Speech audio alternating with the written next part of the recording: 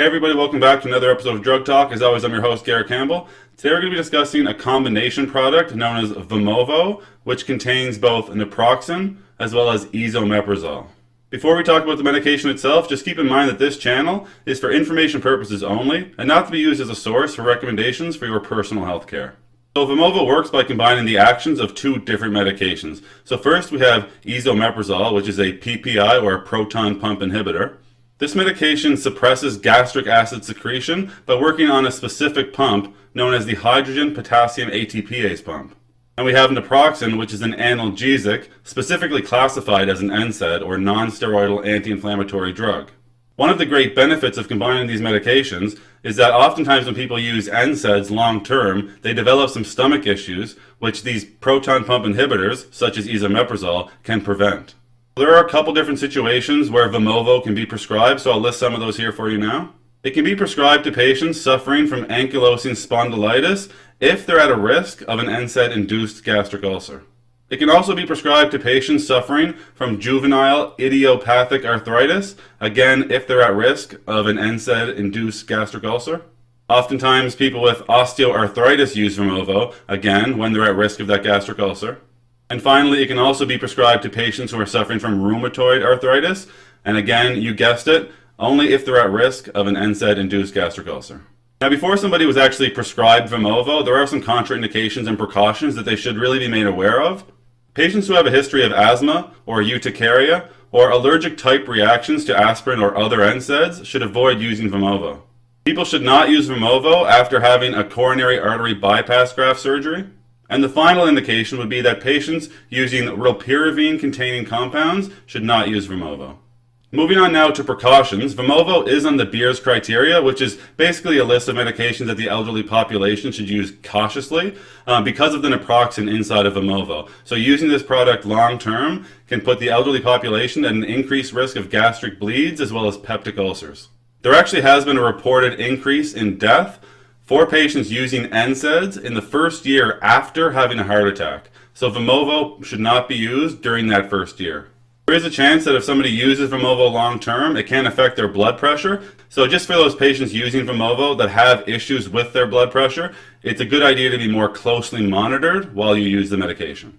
New or worsening cases of cutaneous lupus erythematosus have been reported with this medication. If this is suspected or does appear, the medication would have to be discontinued. Although rare, there is a risk of developing some serious and sometimes fatal dermatological conditions such as Stevens-Johnson syndrome and toxic epidural necrolysis. Patients should discontinue Vimovo on the first sign of hypersensitivity, including a sign of a rash. If somebody is using Vimovo long-term, because it does contain a PPI or proton pump inhibitor in Esomeprazole, they may notice a decrease in their vitamin B12. Some patients will experience an exacerbation of their inflammatory bowel disease, whether that be Crohn's or ulcerative colitis, while on Vimovo. Patients who have severe hepatic impairment should not use Vimovo. In individuals who have mild or moderate hepatic impairment, we would always recommend closer monitoring and potentially a reduction in dose as well. We typically wouldn't recommend this product to individuals with a creatinine clearance less than 30 mils per min. However, if a physician does choose to give this medication to these patients, they would just monitor very closely. And the last thing I'd like to touch on here in terms of precautions is that some patients have experienced severe bronchospasm while using Vimovo. These patients would typically also be diagnosed with an aspirin-sensitive asthma. And when somebody is clear of the contraindications and is made aware of the precautions, and they start using Vimovo, they can expect to take it in tablet form. The rule of thumb here with Vimovo is that we always try to prescribe this medication for the shortest duration of time at the lowest possible dose to meet patient goals. It should be noted that if less than 40 milligrams of Esomeprazole is desired, you may want to look at a different agent. So you can get Vimovo with 375 milligrams of naproxen, as well as with 500 milligrams of naproxen. Both of these formulations would have 20 milligrams of Esomeprazole. If a patient is using Vimovo to treat ankylosing spondylitis, typically they would take one tablet twice a day, at least 30 minutes before meals. And again, this can be either the 375 or the 500 milligram strength. The dosing would be the same for other conditions such as rheumatoid and osteoarthritis. Because of the way the tablets are formulated, it's important not to crush, chew, split, or alter the tablets in any way. The best thing you can do is just take the tablet with a full glass of water. And as I mentioned earlier, we do want to take it 30 minutes before meals because it does contain esomeprazole, that proton pump inhibitor. So you want that to start suppressing the gastric acid before meals arrive in the stomach. Now, as with all medications, there are some side effects or adverse reactions that patients may experience while using Vimovo. So I'll list some of those here for you now.